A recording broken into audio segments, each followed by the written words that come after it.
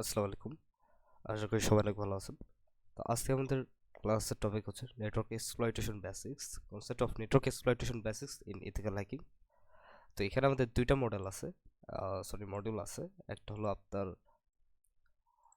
Basic of networking এবং আরেকটা হলো মডিউল 2, যেখানে আমরা হ্যাকিং সম্পর্কে একটু বিস্তারিত একটু ঘাটাঘাটি করব। তো প্রথমে যেটা আছে বেসিক অফ নেটওয়ার্কিং, এখানে আমরা প্রথমত আইপি অ্যাড্রেস সম্পর্কে জানবো, পিং কমান্ডের সম্পর্কে জানবো, ট্রেস রাউট সম্পর্কে জানবো, হুইজ এবং এনম্যাপ সম্পর্কে জানবো। তারপরে আমরা টেলনেট সম্পর্কে বিস্তারিত জানবো এবং টেলনেটের আমরা একটা ব্যাকডোর বানাবো, যেটার মাধ্যমে আমরা কি করবো, আমাদের টার্গেটেড বা আমাদের ভিকটিম সিস্টেম কিভাবে সম্পূর্ণভাবে কম্প্রোমাইজ করা যায় সেটা আমরা দেখব। ওকে, তো শুরুতে যে chapter 1.1 IP address, IP address সম্পর্কে আমরা একটু বিস্তারিত জানি। তো আইপি অ্যাড্রেস হলো ইন্টারনেট প্রোটোকল অ্যাড্রেস, যেটা শর্ট ফর্মে আইপি অ্যাড্রেস বলা হয়। আইপি মানে ইন্টারনেট এবং পি মানে প্রোটোকল, ইন্টারনেট প্রোটোকল অ্যাড্রেস সম্পূর্ণ ফুল ফর্ম।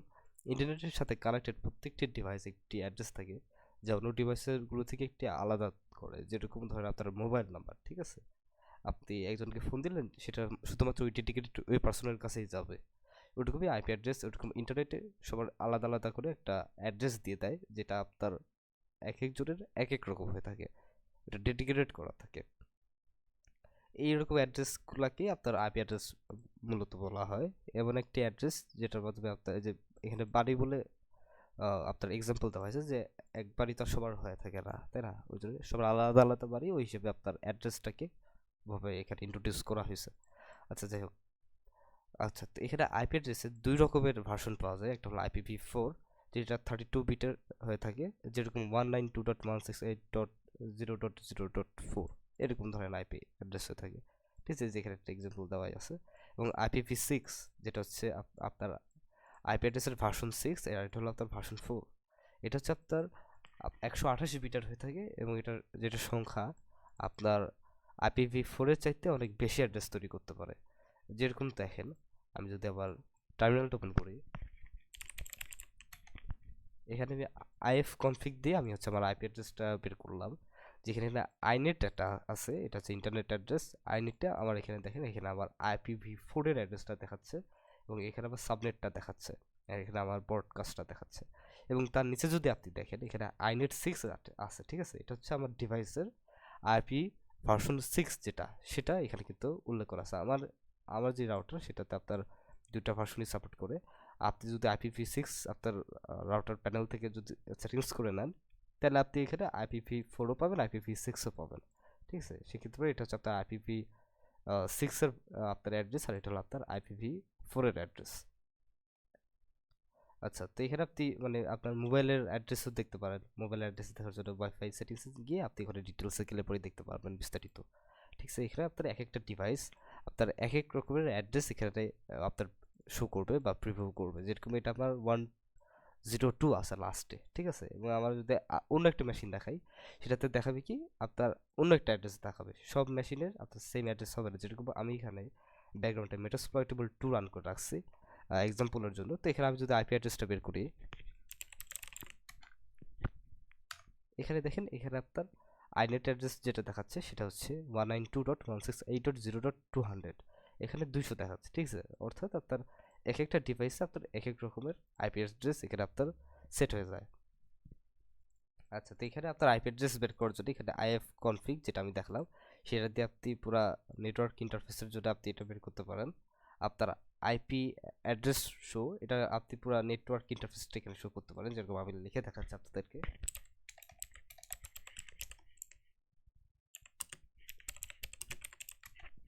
এখানে দিলে পরে আপনি এখানে এই যে ইথারনেট কানেক্ট দিয়ে আমি কানেক্ট করছি আমার ওয়াইফাইটা।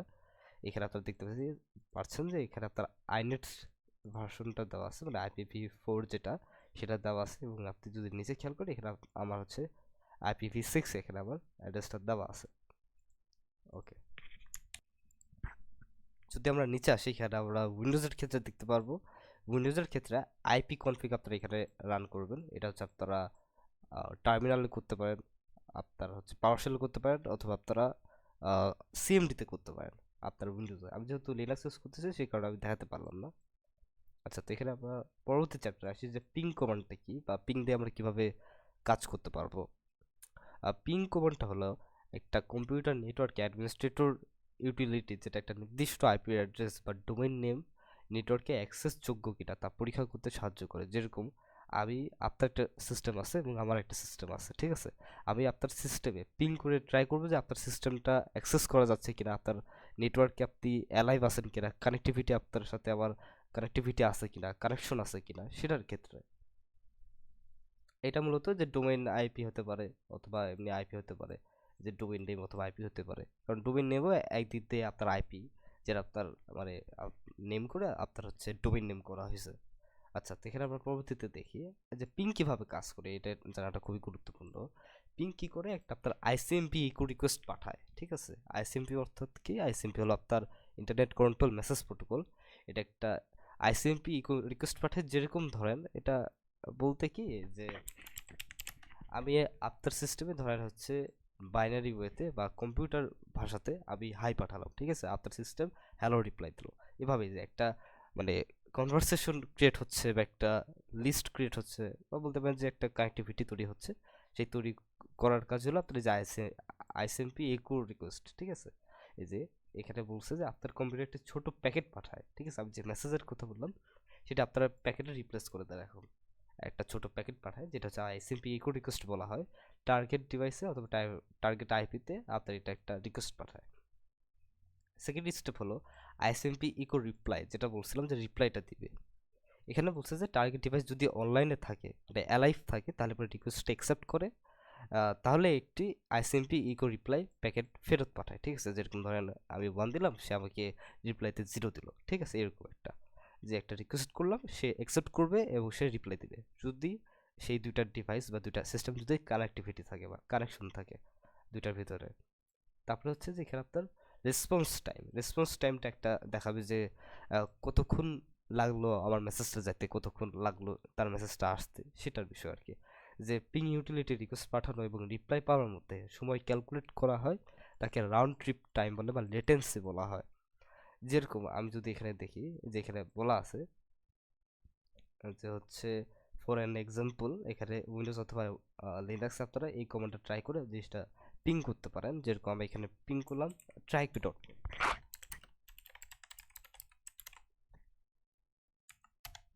ওকে, তো এখানে দেখেন আমি এখানে কন্ট্রোল সিতে অফ করে দিচ্ছি।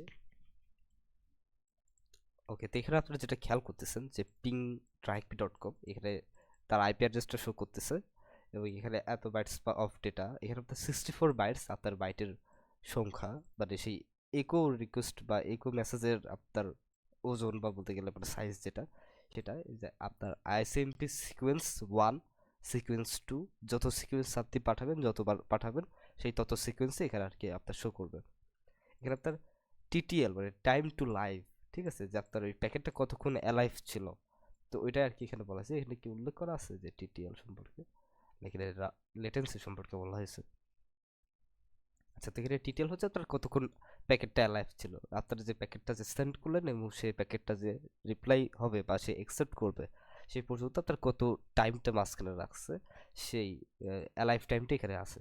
তারপরে যে টাইম টাইম বলতে আপনার লেটেন্সি, যেটা আর কি এখানে আপনার যে রাউন্ড ট্রিপ টাইম বলা হয়েছে আর কি। তো এটা হলো আপনার যে লেটেন্সিটা এতক্ষণ লাগছে, প্রথমে একটু বেশি লাগছে, পরে একটু কম লাগছে, পরে একটু মিডিয়াম টাইম লাগছে, ঠিক আছে? এভাবে আর কি আপনার প্যাকেটটা পাঠানো হয়েছে। আর এখানে আপনার শেষে যদি দেখেন, এখানে অফ করার পরে এখানে একটা স্ট্যাটিস্টিক্স পাঠাইছে আমাকে যে 3টা প্যাকেট সেন্ড করা হয়েছে এবং 3টা রিসিভ হয়েছে, 0 প্যাকেট লস হয়েছে। মানে কোনো প্যাকেট যদি লস হয় বা কোনো প্যাকেট যদি মিস হয়ে যায়, সেক্ষেত্রে আমরা এখানে সেটার পার্সেন্টেজ দেখাবে। এখানে আপনার টোটাল আর কি যোগ এটি করে এখানে একটা টাইম বলছে আর কি। ওকে, পরবর্তীতে আসি। আচ্ছা, তো এখানে পিং এর ইউজ কেসটা একটু দেখে নিই যে পিং কোন সময় আমরা ব্যবহার করব। এই যে এখানে বলছে যে নেটওয়ার্ক কানেক্টিভিটি, যদি কোনো ডিভাইস নেটওয়ার্কে কানেক্ট আছে কিনা তা টেস্ট করার জন্য, যেরকম আমরা দেখলাম আর কি। আরেকটা ওয়েতেও দেখতেছি, যেরকম ধরেন আমরা যে মেটাসপ্লয়েটেবল 2 যেটা আছে আমার যে ভার্চুয়াল মেশিন বা আমার যে ভিকটিম মেশিন, সেটা আমি যদি এখানে কানেক্ট করার চেষ্টা করি বা পিং করার চেষ্টা করি, সেটা যদি একটু দেখেন,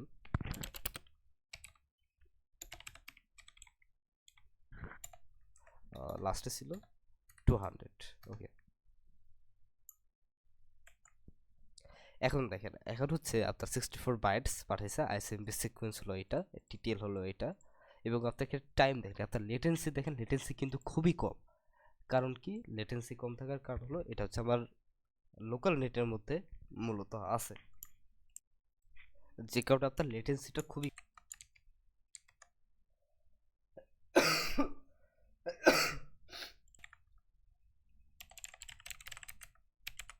এখানে আমি ট্রেসড ট্রাইকপি.কম দিছি। এখানে আপনারা দেখতে পাচ্ছেন যে একটা রিকোয়েস্ট আমাকে পাঠালো, সেটা হলো যে ট্রাইকপি.কম। এখানে ট্রাইকপি.কম আইপি যেটা আছে সেটা আমাকে দেখাচ্ছে, এবং এখানে বলছে যে 30 হপ ম্যাক্স, ঠিক আছে, মানে হপস বলতে রাউটার। এখানে আপনারা দেখেন, এখানে 9টা পাথ অতিক্রম করে আমার যেই লোকাল সিস্টেমটা সেটা কি করছে, ট্রাইকপির সাথে কানেকশন করতে পারছে, ঠিক আছে। এটার কি কানেকশন, একটা বলতে গেলে পরে ওই পাথটা দেখাবে যে আপনার একটা প্যাকেট, সেই প্যাকেটটা যেরকম আমরা পিং কমান্ডটা দিছি সেটা দিয়ে আমরা কি করতাম, মাল্টিপল প্যাকেট পাঠায় দেখতাম যে আমার টার্গেটেড ডিভাইসটা অ্যালাইভ আছে কিনা। কিন্তু টেস্ট আউটের মাধ্যমে আমরা কি করতে পারি, পার্থক্যটা শুধু এটাই যে এইখানে টেস্ট আউট একটা প্যাকেট পাঠাবে এবং সেটা, সেই প্যাকেটটা কতগুলো আপনার ডিভাইস অতিক্রম করে করে যাচ্ছে সেটা এখানে দেখাবে। এখানে দেখেন ট্রাইকপি.কমে যেতে আমার প্রায় 9টা ডিভাইস অতিক্রম করা আছে, সেই 9টা ডিভাইসের বিস্তারিত আর কি এখানে দেওয়া আছে, ঠিক আছে।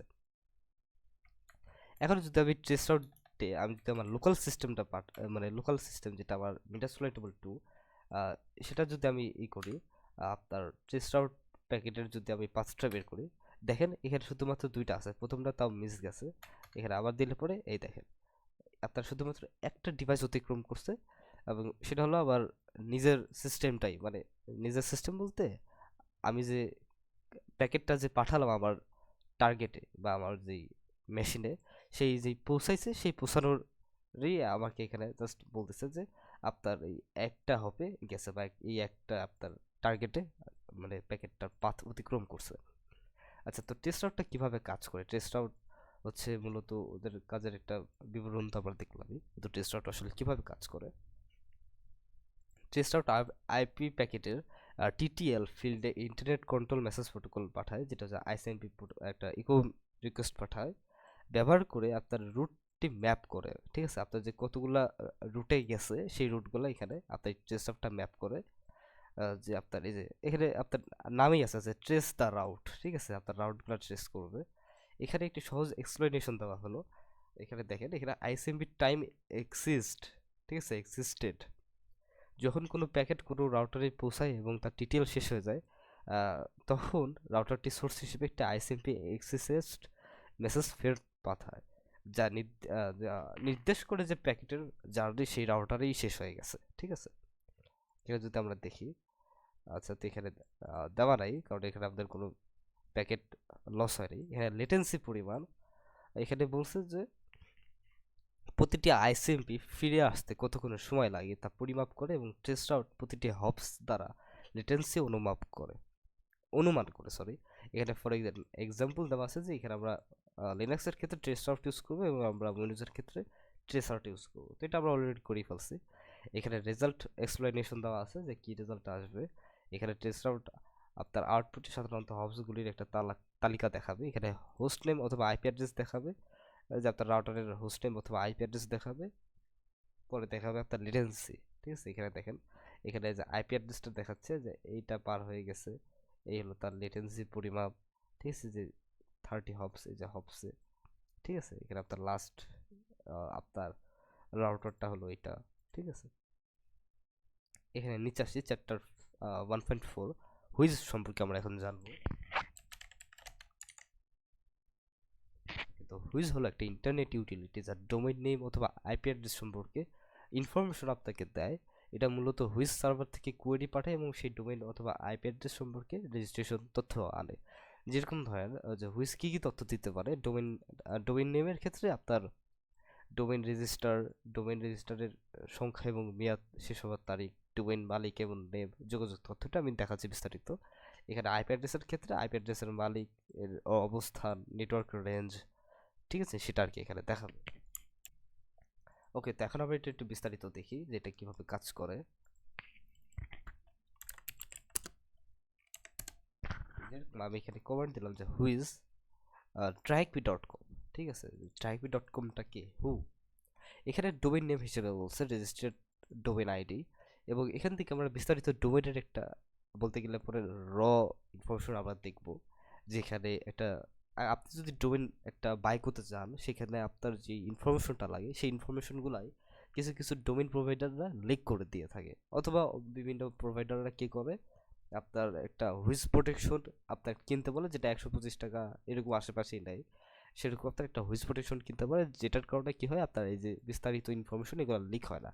যেরকম এখানে অ্যাড্রেস আপনার নিজের পার্সোনাল অ্যাড্রেস হতে পারে, নাম্বার হতে পারে, সেক্ষেত্রে পরে যেরকম এখানে দেখেন এটা রেজিস্টার্ড ইউআরএল, যা ট্রাইপি.কমটা কোন জায়গায় রেজিস্টার্ড করা হয়েছে, আপনার নেমচিপ.কম থেকে রেজিস্টার করা হয়েছে।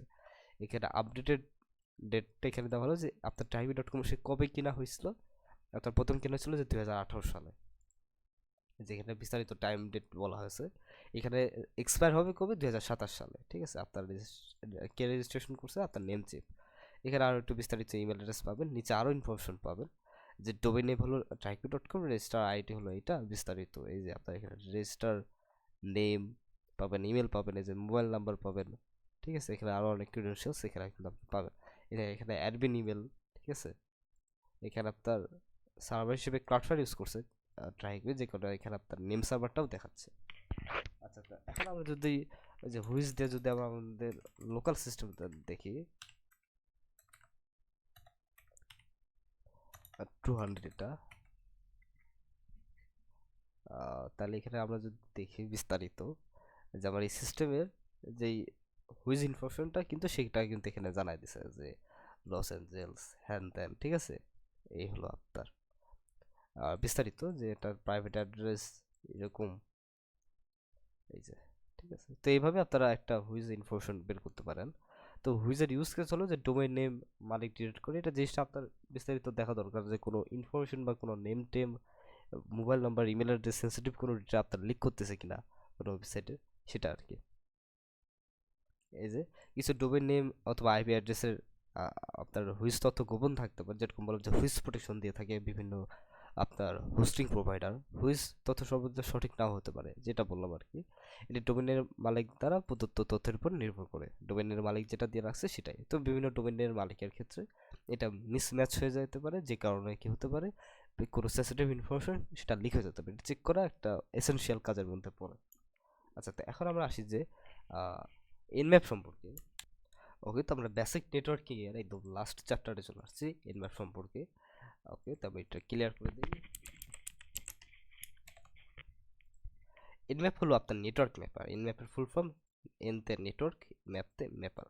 এটা হলো একটা ওপেন সোর্স নেটওয়ার্ক স্ক্যানিং টুল, যেটা হোস্ট সম্পর্কে, নেটওয়ার্ক সম্পর্কে, ডোমেইন নেম সম্পর্কে বিস্তারিত আপনার ইনফরমেশন দেয়।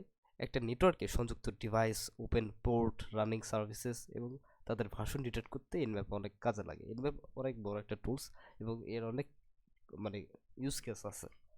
এনম্যাপ কি কি তথ্য প্রদান করে, আপনি একটা আইপি অ্যাড্রেস পালি এনম্যাপের ব্যবহার আপনাকে করতেই হবে, এটাই হলো আপনার মূল কাজ। তারপর এখানে বলা আছে যে হোস্ট সম্পর্কে আপনার এনম্যাপ তথ্য দিতে পারে, যে হোস্টটি লাইফ কিনা, হোস্টের আইপি অ্যাড্রেস এবং হোস্ট নেম। আপনার ওএস ডিটেকশনের ক্ষেত্রে আপনার কাজে আসতে পারে যে অপারেটিং সিস্টেম এবং তার ভার্সন। পোর্ট সম্পর্কে কতগুলি পোর্ট ওপেন আছে এবং আপনার কতগুলি পোর্টের সার্ভিসগুলো চলমান আছে, যেরকম HTTP, FTP service, SSH service, সার্ভিসের ভার্সন এবং প্রোটোকল তথ্য সহ এনম্যাপ আপনাকে তথ্য দিতে পারে। যেরকম এনম্যাপ কমান্ড দিয়ে আমরা যদি কোনো আইপি অ্যাড্রেস দেই, সে এই এনম্যাপটা কী করবে, এই আইপি অ্যাড্রেসে আপনার হোস্টগুলি স্ক্যান করবে এবং উপর পোর্ট এবং সার্ভিসেসগুলি দেখাবে।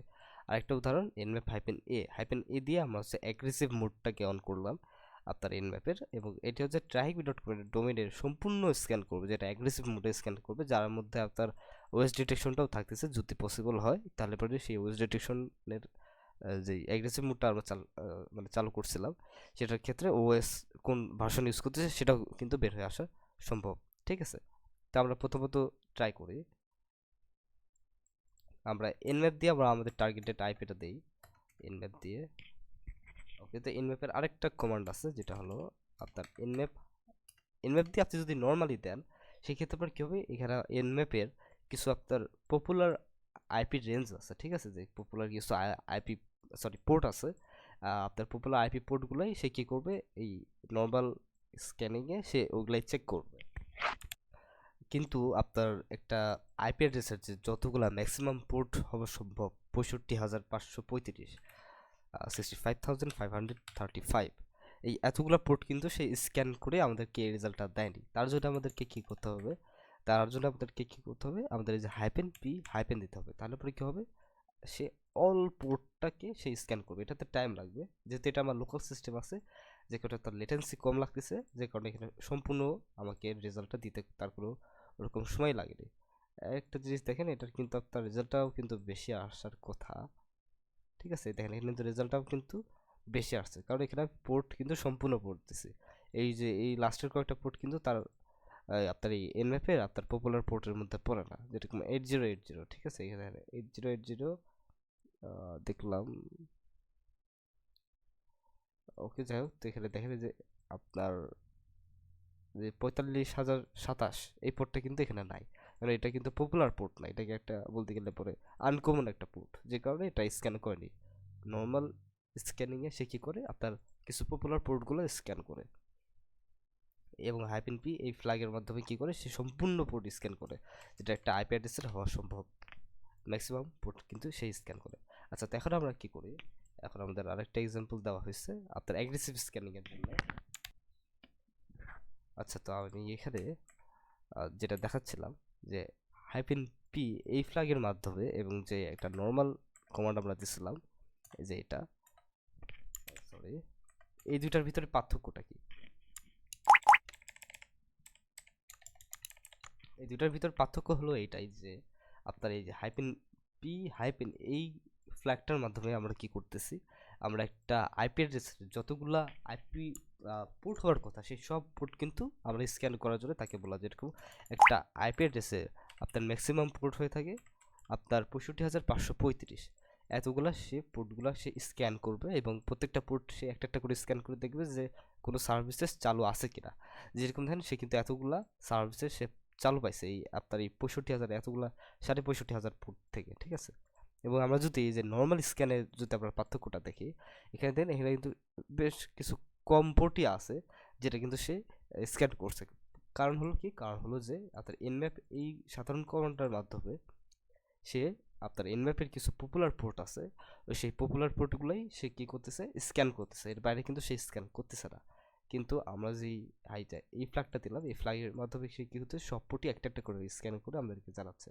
যেরকম দেখেন এখানে কিছু আপনার সার্ভিসেস আননোন আছে, কিন্তু সার্ভিস কিন্তু চালু আছে, এই যে টিসিপি। ঠিক আছে, আপনি নিচে দেখেন এখানে কিন্তু ওই যে সার্ভিসেস আননোন সার্ভিসেসগুলো কিন্তু নাই। যেরকম পোর্ট নাম্বার দেখেন যে হচ্ছে ধরেন হচ্ছে এই যে 45,027, এই পোর্ট নাম্বার কিন্তু আপনার যে এই মানে পপুলার স্ক্যানিং এর ভিতরে কিন্তু নাই। তো এটা হলো একটা তফাৎ আপনার ফ্ল্যাগ ব্যবহার করার। এবং যেটা আমাদের আরেকটা কমান্ড আছে সেটা দেখি, সেটা হচ্ছে অ্যাগ্রেসিভ স্ক্যানিং এর জন্য। এখানে আমরা trype.com অ্যাগ্রেসিভ স্ক্যানিং আমরা দেবো হাইপেন এতে অ্যাগ্রেসিভ। এখন আমরা যদি এটা এন্টার করি, এখানে একটু টাইম লাগবে, ততক্ষণ আমরা ভিডিওটা অফ করে দিই। ওকে, তো আমাকে রেজাল্টটা দিতেছে, আমি আবার অ্যাগ্রেসিভ স্ক্যান করলাম, আমি হচ্ছে আবার এই মেশিনটার জন্য। আচ্ছা, তো এখন আমরা এটার রেজাল্ট একটু দেখি। এখানে দেখেন এখানে পোর্ট 80 ওপেন আছে। ঠিক আছে, এবং এটা কি করতেছে, আপনার ভার্সন হচ্ছে ক্লাউডফ্লায়ার HTTP প্রক্সি, এবং আপনার এটার কিছু ডিটেলস কিন্তু এখানে দেখাইছে যে HTTP title did not follow the redirect. ঠিক আছে, এখানে HTTP সার্ভার হেডার ক্লাউডফ্লায়ার আপনার 443 আপনার HTTPS এর জন্য, সেটা দেখেন এই যে আপনার ক্লাউডফ্লায়ার প্রক্সি ইউজ করতেছে, এটা ক্লাউডফ্লায়ার ইউজ করতেছে, সেক্ষেত্রে আপনারা ওরকম কিছুই পাবেন না। এখানে একটা পাথ আছে, সেটা আপনারা চেক করতে পারেন। পোর্ট 8080 পাইছে, খুঁজে পাইছে, এটাও ক্লাউডফ্লায়ার নিয়ন্ত্রণ করতেছে পোর্ট। এই পোর্টটা দেখেন, এটাও কিন্তু ক্লাউডফ্লায়ারে নিয়ন্ত্রণ করতেছে। ঠিক আছে, এবং কিছু টেস্ট আউট রেজাল্ট এখানে দিছে যে আপনার এই যে 10টা টেস্ট আউটে গেছে, একটা হচ্ছে আপনার এনম্যাপের মাধ্যমে দিছে আমরা, বাকি 9টাই আছে। যে ওএস অ্যান্ড সার্ভিসেস আপনার ডিটেকশন পারফর্মড, এখানে ওএস সম্পর্কে হয়তোবা সে সেরকম ইনফরমেশন সে গ্যাদার করতে পারেনি, অথবা এখানে আপনারা দেখতে পারেন, আপনারা বিস্তারিত দেখবেন আর কি এখান থেকে ওএস স্ক্যান সম্পর্কে, যে কোনো ওএস এখানে বের করা গেছে কিনা। যে এখানে একটা দেখতে পাচ্ছেন কিছু একটা, যেহেতু এখানে আমি যে আমার আমার টার্গেট সিস্টেম মেটাসপ্লয়েটেবল 2 সেটা দিছিলাম, সেটা রেজাল্ট কিন্তু এখানে দিতেছে, এটা রেজাল্ট অনেক বড় হবে, কারণ এখানে অনেক রেজাল্ট আছে। এই যে এখানে আপনার ওয়েস্ট ডিটেকশন সহ আরো অনেক কিছু এখানে দিছে। ওকে, তো এখানে আপনার রেজাল্টগুলো একটা একটা করে দেখলে পরে আপনার কোনো সেন্সিটিভ ইনফরমেশন পাইলে এই সেটা হবে। এই দেখেন এখানে আপনার উবুন্টু ধরেই ফেলছে, ঠিক আছে, একটা রেজাল্ট থেকে কিন্তু সে উবুন্টু ধরে ফেলছে।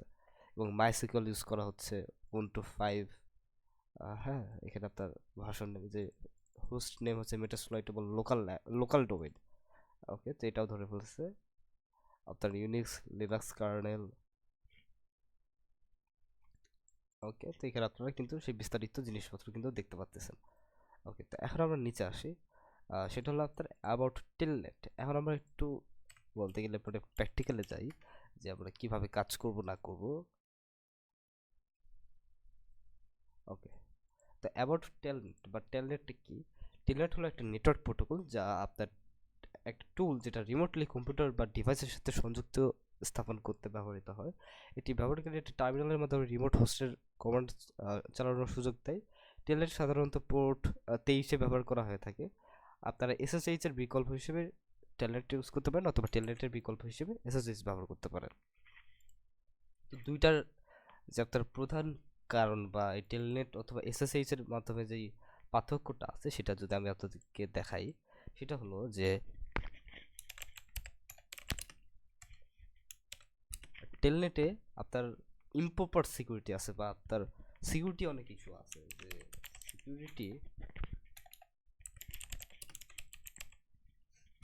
সিকিউরিটি ইস্যু বা আপনার কোনো অথেন্টিকেশন চেক করে না।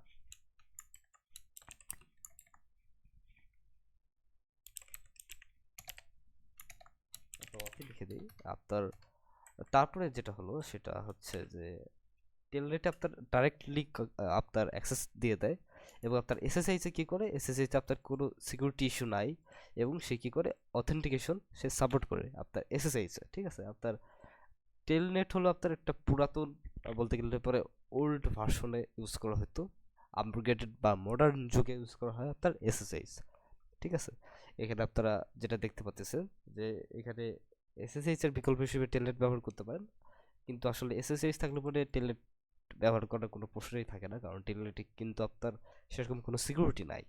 ঠিক আছে, কোনো সিকিউরিটি নাই বলতে গেলে পরে আপনার যেই যদি কোনো হ্যাকার, ঠিক আছে, আপনার ভেতরে বা আপনার নেটওয়ার্কে যদি সে ইন্টারসেপশন করে বা হোয়াটসঅ্যাপতে যদি আপনার ইন্টারসেপ্ট করে আপনার রিকোয়েস্টগুলা, সে কী করতে পারে, সে কিন্তু আপনার সেই কমান্ডের মাধ্যমে কিন্তু সে সব কিছুই সে ক্যাপচার করতে পারবে। ঠিক আছে, সেক্ষেত্রে পরে নেটওয়ার্কের ভিতরে সে কিন্তু কোনো রকম টেলনেট কিন্তু কোনো রকম সিকিউরিটি বা কোনো রকম কোনো এনক্রিপশন থাকতেছে না, যেটা এসএসএইচে এনক্রিপশন থাকতেছে।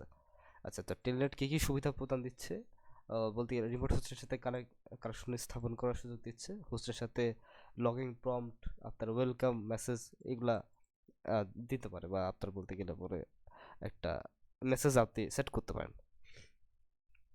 কাজের দিক দিয়ে কি ব্যবহার করতেছে, রিমোট সিস্টেমে কমান্ড চালানোর সুযোগ, নির্দিষ্ট সার্ভিস যেরকম এসটিটিপি এসএমটিপি টেস্টিংয়ের জন্য ম্যানুয়ালি ইন্টারাক্ট করার ক্ষমতা।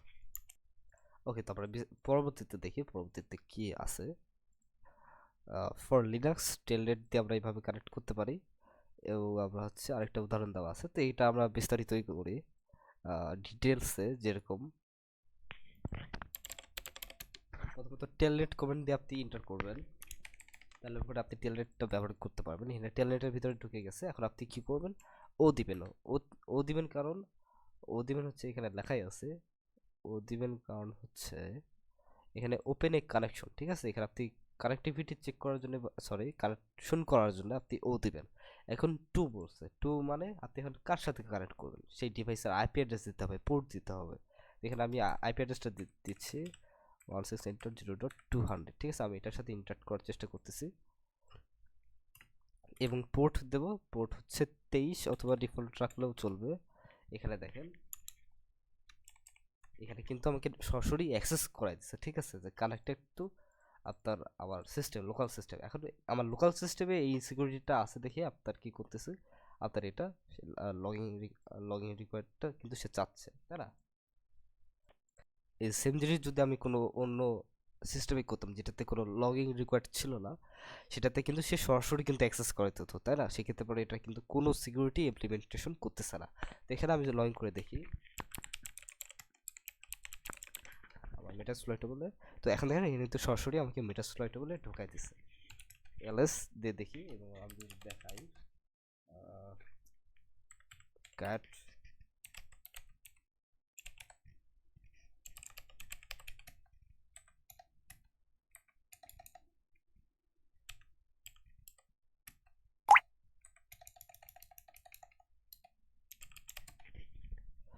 ইস্যু, এটা উবুন্টুতে হয়তো বা এরকম সমস্যা দিতে পারে। যাই হোক দেখাচ্ছে তো। যাই হোক এখানে আমরা যদি এরর্স করে দেখি, আইএফ কনফিগ দিয়ে দেখি, এটা কিন্তু আমাকে সেই আবার সিস্টেমের ভিতরে কিন্তু এটা অ্যাক্সেস করাইতেছে। টেলনেটের মাধ্যমে আপনারা এইভাবে কানেক্ট করতে পারেন। আরেকটা ওয়ে আছে টেলনেটের মাধ্যমে কানেক্টিভিটি করার। সেটা হলো প্রথমে টেলনেট লিখবেন, তারপর আপনার আইপি অ্যাড্রেসটা দিবেন। যেরকম আমার আইপি অ্যাড্রেসটা দিচ্ছে হচ্ছে 192.168.0.200 এবং আমাকে পোর্ট দিতে হবে। পোর্ট কত? পোর্ট 23, ঠিক আছে। পোর্ট 23 দিলে পরে কিন্তু এখানে সরাসরি আমাকে অ্যাক্সেস করে দিচ্ছে। অথবা আপনি যদি পোর্ট যদি ডিফল্ট থাকে, এখানে কিন্তু পোর্ট ডিফল্ট হিসেবে 23 থাকে, ঠিক আছে।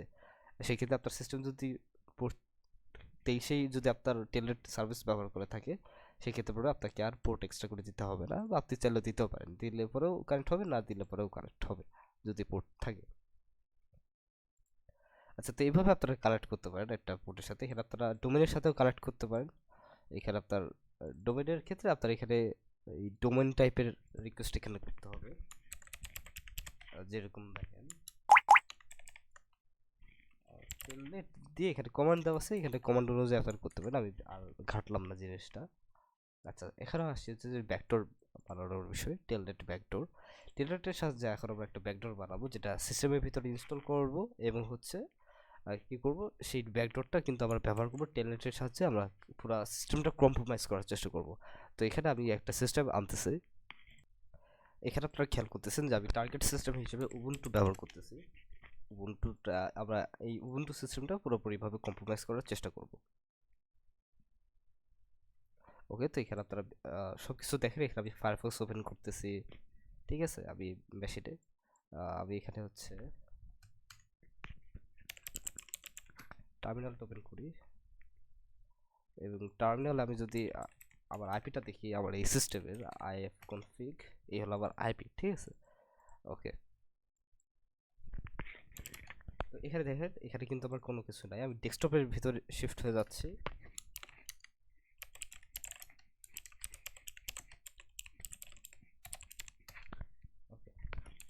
নিচে আমি এলএস করে দিলাম যে আমার এখানে দুইটা ইম্পর্টেন্ট ফাইলস আছে, ঠিক আছে। একটা হলো ইম্পো, একটা হলো আমার মাই ফাইলস নামে। তো এখানে কি করতে হবে, এখানে একটা ব্যাকডোর এখানে কিন্তু আমি পিডিএফ এর ভিতরে দিয়ে দিছি। আপনার ডাউনলোড দি স্ক্রিপ্ট, আপনারা এই স্ক্রিপ্টটা ডাউনলোড করবেন। এখানে আমরা পুরোপুরিভাবে নিয়ন্ত্রণ করবো এই আপনার স্ক্রিপ্টের সাহায্যে। ওকে, তো এটা হচ্ছে ব্যাকডোর ডট এসএইচ, এই স্ক্রিপ্টটার নাম, যেটা ট্যালেন্ট ভিত্তিক ব্যাকডোর, যেটা আপনার সিস্টেম বা টেস্টিং ল্যাবে টেস্ট করতে পারেন। ওকে, তো এখানে একটা ওয়ার্নিং আমাকে দিতে হবে যে এটা আপনারা কোনো অ্যাকচুয়াল ডিভাইসে না করাই বেটার, আপনারা আপনাদের নিজেদের ল্যাবে টেস্ট করতে পারেন, ঠিক আছে। তো এখানে একটা বেসিক ওয়ার্ক থ্রু দেওয়া আছে। তো যদি আমি এটা বলে দেবো, আপনারা কি করবেন, এই এসএস ফাইল বা যে ব্যাশ ফাইলটা আছে, এই ব্যাশ ফাইলটা আপনারা সিস্টেমে ডাউনলোড করবেন, ঠিক আছে। তো এখন আমি দেখি, আমি এই সিস্টেমে আমাকে ওই ব্যাকডোরটা ঢুকাতে হবে প্রথমত। ব্যাকডাটা আপনারা এখান থেকে ডাউনলোড করে নেবেন। আমি এখানে আমার লোকাল সিস্টেমেই আছে, আমি লোকাল সিস্টেম থেকে এটা আমি ট্রান্সফার করে দেবো।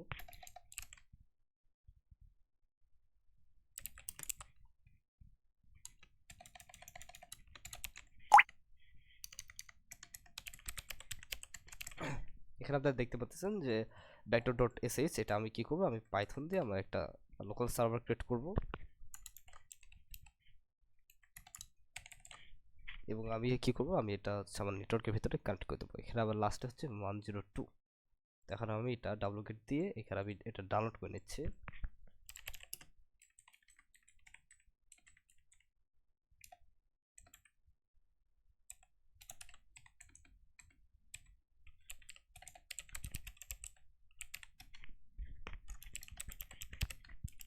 ওকে, তো আমি এখানে ডাউনলোড করে নিচ্ছি আমার ওই ব্যাকডোর ফাইলটা। এখন আমাকে কি করতে হবে, এখানে ডাইরেক্ট ওয়ার্ক থ্রু দেওয়া আছে, এখানে রান। আচ্ছা, তো এটা প্রথমত বলছে যে run the script on the victim machine as a root or by executable permission. তো এখানে প্রথমত এক্সিকিউটেবল পারমিশন দিতে হবে। তো সেটার জন্য এখানে লিখবো যে chmod প্লাস এক্স, তারপরে হচ্ছে আমাকে ফাইলের নেমটা দিতে হবে। ফাইলের নেম হচ্ছে backdot.sh।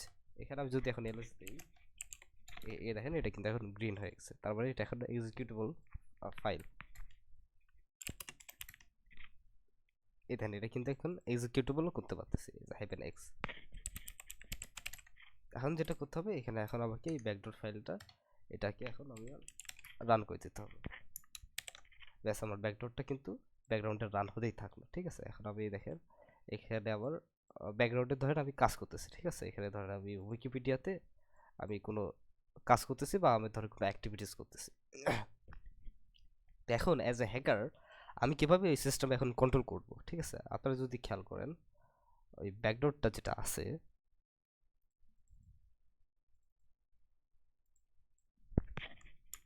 ব্যাকডট একটা নেটক্যাট আপনারা রান করতেছে এবং কি করতেছে এখানে 444 এই 4টা 4-এ কিন্তু সে কি করতেছে, একটা পোর্ট ওপেন করে দিচ্ছে, তাই না?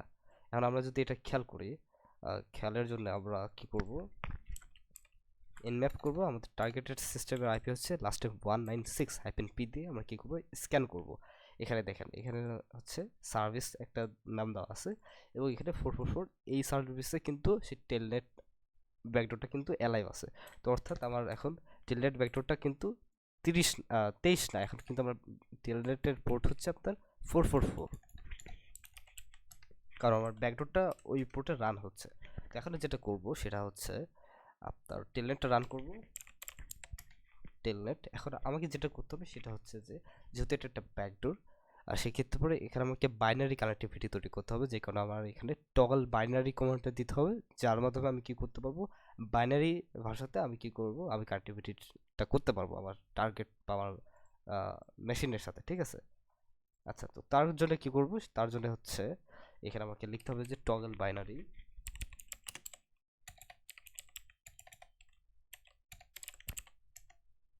ওকে, তো এখানে বলতেছে যে হচ্ছে এখন বাইনারি মোডে চলে আসছে রিমোট হোস্টের সাথে। এখন ও দেবো, ওতে হচ্ছে আমি এখানে ওপেন এ নেটওয়ার্ক এখানে বলাই আছে যে toggle binary mode for communication between client and the server, এবং কমান্ড হচ্ছে ও, কারণ হচ্ছে open a connection to a remote host. ঠিক আছে, এবং এখানে কমান্ড আইপি অ্যাড্রেস দিতে হবে এবং আমাকে এখানে পোর্ট দিতে হবে to connecting the server using the backdoor. আচ্ছা, তো এখানে নোট দেওয়া আছে যে পোর্ট নাম্বার যদি চেঞ্জ করতে চান তারপরে byte.sh ফাইলটা এডিট করতে হবে। এডিট করে যেখানে হচ্ছে আপনার যে পোর্টটা দেওয়া আছে সেই পোর্টটাকে আপনি চেঞ্জ করলেই পরেই হয়ে যাবে। তো এখানে আমি আমার টার্গেট সার্ভারের আইপি অ্যাড্রেসটা দিচ্ছি 168.0.196 এবং হচ্ছে আমার পোর্ট হচ্ছে 444। আমি যদি এটা এন্টার করি, এখানে দেখেন এখানে কিন্তু আমি কিন্তু অ্যাক্সেস করতে পারছি। এখানে দেখেন এখানে আমার ব্যাকডোরের নাম হচ্ছে রুটমেট ব্যাকডোর। এখন আমি যদি কোনো কমান্ড দিই, যেরকম ধরেন ls, এখানে কিন্তু কোনো কিছু প্রিভিউ দিচ্ছে না। ঠিক আছে, কোনো কিছু আমাকে কিন্তু ওকে কোনো কিছু রিপ্লাই বা বলতে পারেন যে হচ্ছে কোনো আউটপুট কিন্তু দিচ্ছে না, কারণ এটা আপনি অ্যাজ এ বলতে গেলে পরে যে রিভার্স শেলের মতো করে আপনি এটা ব্যবহার করবেন। এটা আপনি কোনো রিপ্লাই পাবেন না, কিন্তু আপনি এটা যে কোনো এক্সিকিউটেবল বা যে কোনো কাজের ক্ষেত্রে আপনি কিন্তু এটা ব্যবহার করতে পারেন। যেরকম এখানে দেখেন, এখানে আমি কিন্তু উইকিপিডিয়াতে কাজ করতেছি। ঠিক আছে, আমার ভিকটিমটা আমি কি করলাম, আমি আস্তে করে এই উইকিপিডিয়া বা আমি যে ফায়ারফক্স যে সফটওয়্যারটা রান হচ্ছে এই সফটওয়্যারটা আমি কি করবো, আস্তে করে অফ করে দেবো। তো তার জন্য এখানে কিন্তু আমি এখানে কমান্ড দেবো এবং সেই কমান্ড কিন্তু অ্যাকচুয়ালি কাজ করবে আমার ভিকটিম সিস্টেমে। সেটা কিভাবে সেটা দেখেন, এখানে আমি কমান্ড দিলাম যে pkill -9-f ফায়ারফক্স। এই কমান্ডের মাধ্যমে কি করব, আমি এই যে সার্ভারের যে ফায়ারফক্সটা চলতেছে সেটা কিন্তু অফ হয়ে যাবে। এই দেখেন, দেখছেন ফায়ারফক্সটা কিন্তু অফ হয়ে গেছে অটোমেটিক্যালি, কারণ এটা কিন্তু আপনার এক্সিকিউটেবল অ্যাকচুয়ালি কাজ করতেছে। এখানে আমি যদি আবার ফায়ারফক্স লিখি, এই দেখেন টার্গেট সিস্টেম কিন্তু ফায়ারফক্স চালু হয়ে গেছে। অর্থাৎ আমি কমান্ড লাইনের সাহায্যে কি করব, পুরা সিস্টেমটা কিন্তু আমি কম্প্রোমাইজ করে ফেলছি। ঠিক আছে, এখন আমি যা খুশি তাই করতে পারি। এখন যেরকম ধরেন আমি এখানে আবার ফায়ারফক্স অফ করতে পারি, এটা জাস্ট ডেমো হিসেবে আমি দেখলাম। এখন দেখেন আমি যে কোনো ফাইল ক্রিয়েট করা থেকে শুরু করে যে কোনো ফাইলে আমি কিন্তু এডিটও করতে পারি। ঠিক আছে, এখন দেখেন আমি জাস্ট জিনিসটা দেখাচ্ছি। এই দেখেন এখানে কিন্তু আমার দুইটা ইম্পর্টেন্ট ফাইল আছে, একটা হচ্ছে ইনফো ফোল্ডার এবং আবার হচ্ছে মাই ফাইলস বলে একটা দুইটা ফোল্ডার আছে। তো আমি এই দুইটাই এখন ডিলিট করে দিব।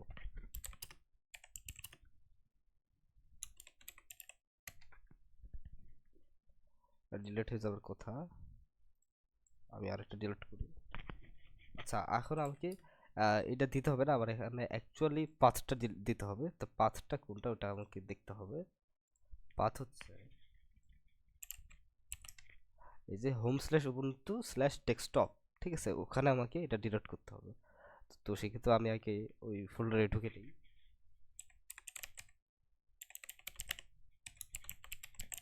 ডেস্কটপ ঢুকে গেলাম। এখন আমি কি করবো, আমি এখানে ইজিলি রিমুভ করতে পারবো যে কোনো ফাইল।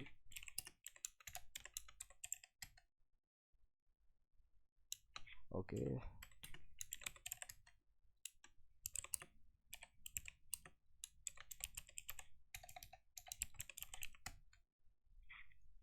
এটাতে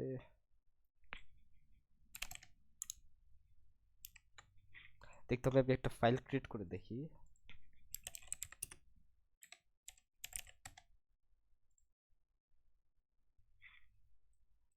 ওকে, তো এটা দেখতে হবে জিনিসটা আসলে কেন কাজ করতেছে না। নেটওয়ার্কটা কি অ্যালাইভ?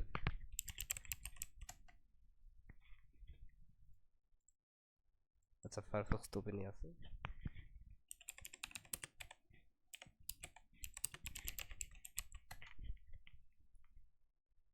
আচ্ছা, ব্যাকডোরটা অফ হয়ে গেছে। ওকে, ব্যাকডোরটা আবার চালু করতে হবে আমাকে। অফ হয়ে যাওয়ার তো কথা না, তারপরে অফ হয়ে গেছে। যাই হোক, এখানে আমি আবার আবার কানেক্ট করতে হবে টেলনেটের সাহায্যে। প্রথমে টগল বাইনারি, তারপরে এখানে আমাকে আইপিটা দিতে হবে 0.196। আচ্ছা, রিফ্রেশ করে দিছে, কারণ হচ্ছে এখানে আমি পোর্টটা দেইনি। 8.0.196 এবং পোর্ট হচ্ছে 444। তো এখানে হাইপেন ও দিয়ে আমাকে কানেক্টিভিটিটা চালু করতে হবে, তারপরে দিতে হবে 8.0.196.4444। ওকে, এখন আসছে। এখন আমি দেখি এখন হচ্ছে পেট্রোলটা কাজ করতেছে নাকি।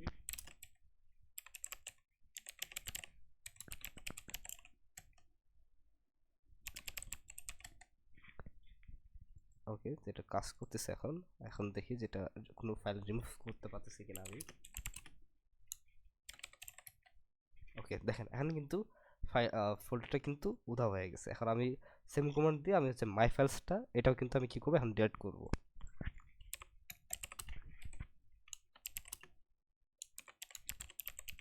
মাই ফাইলস দেখেন এই ফাইলটাও কিন্তু রিমুভ হয়ে গেছে। এখন আমি কি করবো, একটা টেক্সট ফাইল মেক করব, যেটা আমি লিখবো, নাম দেবো যে hacked.txt। দেখেন এটা কিন্তু বলতে গেলে পরে এই জিনিসটা থাকলে কিন্তু আপনার সিস্টেম কিন্তু যে কেউ এইভাবেই কম্প্রোমাইজ করে দিবে, এবং এক একটা কমান্ড দিয়ে কিন্তু সে কী করতে পারবে, সব কিছু আপনার নিয়ন্ত্রণ করতে পারবে। যেহেতু এই ব্যাটরটা আমি হচ্ছে গিটহাবে আপলোড করে দিয়েছি, এবং আপনারা এই ব্যাটরটা ব্যবহার করতে পারেন। এই যে এখানে এই ডাউনলোড দিয়ে স্ক্রিপ্ট দেওয়া আছে, আপনারা আমার গিটহাব প্রোফাইল থেকে এটা ডাউনলোড করতে পারেন, টেলনেট ব্যাকডোর। এবং এখানে আপনার বিস্তারিত ওয়ার্কথ্রু কিন্তু এখানে নিচে দেওয়া আছে, যে এরকমভাবেই যে কীভাবে কানেক্ট করতে হবে না করতে হবে, যেটা দেখা দিচ্ছি। আচ্ছা, তো এখানে এই ব্যাকডোরের ভিতরে আপনারা কী কী সুবিধা পাবেন না পাবেন, অ্যাক্সেস যে কোনো টার্গেট সিস্টেমে ফুল শেল অ্যাক্সেস পেয়ে যাবেন। এটা রিভার্সাল কোনো আউটপুট পাবেন না, কিন্তু আপনারা যেই কমান্ডটি দেবেন সেটা কিন্তু কাজ করবে। পরবর্তীতে এই কমান্ড ব্যবহার করে আপনারা একটা বলতে গেলে পরে যে লিসেনার বানিয়ে নিতে পারেন, এবং পরবর্তীতে আপনারা মেটাসপ্লয়েটেবলের সাহায্যে বা মেটাসপ্লয়েটের সাহায্যে অ্যাকচুয়ালি, তো সেটা দিয়ে কী করতে পারেন আপনারা আউটপুটের জন্য ওটা অ্যাক্সেস করতে পারেন। ঠিক আছে, এখানে আপনার লিসেনারটা অন করে দিয়ে ওখানে আপনারা কাজ করলেন। আচ্ছা, রিভার্স কানেকশন টার্গেট মেশিনে আকারে আপনার অ্যাটাকারের সাথে সংযোগ করতে পারেন, কন্ট্রোল করতে পারেন, সম্পূর্ণ নিয়ন্ত্রণ করতে পারেন, কোনো ফাইল ফোল্ডার সব কিছু মুছে দিতে পারেন, অথবা কোনো ফাইলস আপনি চুরিও করে নিতে পারেন আপনার পাইথন কমান্ডটার সাহায্যে, যে পাইথন দিয়ে আপনি একটা সার্ভিস অন করে আপনি ওটা চালু করতে পারেন। আচ্ছা, তো এখানে আপনারা পেনিট্রেশন টেস্টিং করতে পারেন বিস্তারিত, এবং হচ্ছে টেলনেট ব্যবহার করার ক্ষেত্রে আপনারা দেখলেনই যে কিরকম কিরকম আছে। তো এটা থেকে বাঁচার একটাই উপায় যে আপনার আনওয়ান্টেড আপনার পোর্টসগুলো অফ করে দেবেন সার্ভারের, তাইলে পরেই হয়ে যাবে। এখানে যেটা বলা আছে যে টেলনেট ভেক্টর আনএনক্রিপ্টেড, তাই নেটওয়ার্ক মনিটরিং দিয়ে ডিটেক্ট করা কিন্তু ইজিলি সম্ভব। সেক্ষেত্রে পরে আপনি যদি সার্ভারে ওরকম আহ, আপনার ভিতরে যদি সংকোচ বোধ করে, তাহলে পরে কি করতে পারেন, আপনি মনিটরিং করতে পারেন। মনিটরিং করলেই কিন্তু আপনি কিন্তু এই জিনিসটা ধরতে পারেন যে টেলনেট ব্যাকডোরটা কিন্তু আপনার সার্ভারে আছে। মডার্ন সিস্টেমে টেলনেটের পরিবর্তে এসএসএইচ ব্যবহার করা হয়, তবে দুর্বল ডিভাইসের ক্ষেত্রে এটি এখনও একটা রিস্কের মধ্যেই আছে, ঠিক আছে? তো এইভাবে আপনারা জিনিসটা কিন্তু কাজ করতে পারেন। যেহেতু আজকে আমাদের ক্লাসের যে ওয়ার্কশপটা সেটা হচ্ছে নেটওয়ার্ক এক্সপ্লয়টেশন বেসিস, আমরা একটা দেখলাম যে কীভাবে আমরা টেলনেটের সাহায্যে আমরা সম্পূর্ণ ডিভাইস কীভাবে কম্প্রোমাইজ করতে পারি, সেটা কিন্তু এখানে বিস্তারিত দেওয়া আছে। যাই হোক, আজকের ক্লাসটা ছিল এই পর্যন্তই। সবাই ভালো থাকবেন, সুস্থ থাকবেন, আল্লাহ হাফেজ।